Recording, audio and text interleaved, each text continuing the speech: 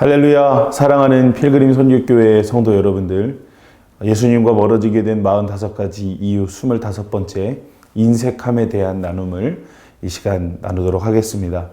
디모데전서 6장 10절에 보면 이런 말씀이 있습니다. 돈을 사랑함이 일만하게 뿌리가 되나니.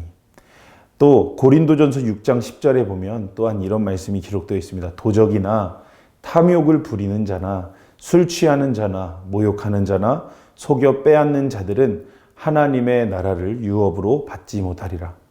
이기심으로 그 마음이 가득 차서 남에게 베풀지 않는 이 인색함은 중한 죄입니다. 이 세상의 것들을 지나치게 사랑하는 사람들에 대해서 무엇이라고 말씀하셨습니까? 하나님의 나라를 유업으로 받지 못할 것이라고 경고하고 있습니다.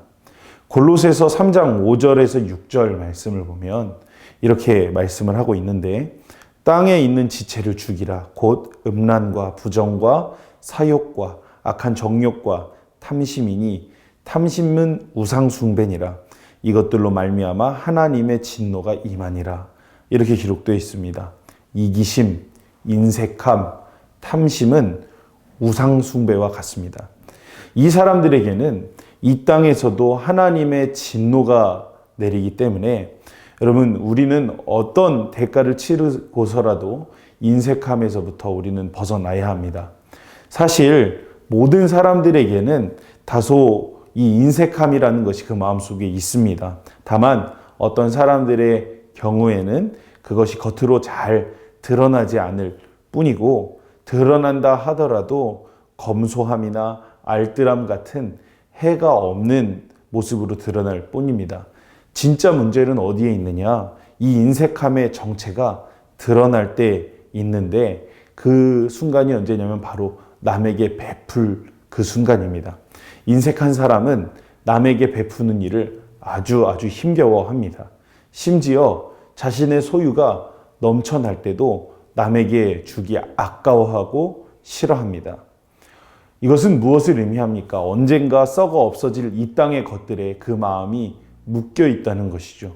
그러면서도 자기가 이 세상의 임금에게 묶여 있다는 것을 깨닫지 못하고 있습니다. 이러한 사람은 예수님을 믿는 사람처럼 보일지라도 결국에는 하나님의 나라를 유업으로 받지 못할 수 있습니다. 그리스도인들 중에서 인색하지 않은 척하지만 소유에 묶여 사는 사람들이 참 많이 있습니다. 여러분, 우리는 우리 마음속에 있는 인색함에 맞서 전쟁을 선포해야 합니다. 예수님께서도 누가복음 12장 15절에 말씀하셨죠. 삼가 모든 탐심을 물리치라. 사람의 생명이 그 소유에 넉넉한 데 있지 아니하리라. 이렇게 엄히 경고하셨습니다. 여러분, 우리의 진정한 보물이 무엇일까요? 우리의 진정한 보물은 하늘의 보물, 즉 하나님 그분 자신이십니다. 그렇기 때문에 우리가 하나님 그분을 정말 사랑한다면 그분 안에서 우리의 모든 것이 부유하기 때문에 이 세상의 보화에 우리의 마음이 끌리지 않을 것입니다. 주님 안에서 부유한 사람은 이 세상에서의 삶을 위해 필요한 모든 것을 주님으로부터 받게 될 것입니다.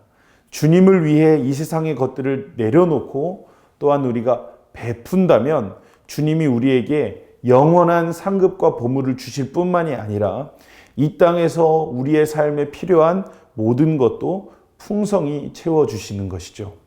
예수님께서 이것에 대해서 분명한 약속의 말씀들을 수없이 주시지 않았습니까? 성도 여러분들, 우리의 영과 육을 파괴하는 인색함을 반드시 극복해야만 합니다. 예수님께서도 마태복음 10장 8절에 너희가 거저 받았으니 거저 주라고 말씀하셨습니다.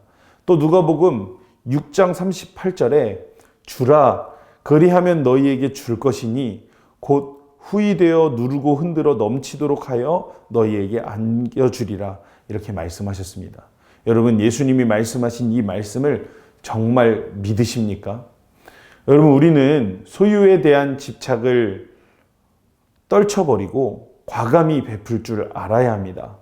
예수님을 사랑하는 마음으로 우리가 그렇게 한다면 예수님은 자신의 약속에 따라 우리에게 100배로 갚아주실 것입니다. 이런 보상을 우리가 날마다 체험하게 되면 더욱 우리의 삶에 용기를 내어 이웃에게 인색하지 않고 더욱 베푸는 삶을 살아가게 될 것입니다. 사랑하는 성도 여러분, 인색함은 성경 곳곳에서 경고하고 있는 죄입니다.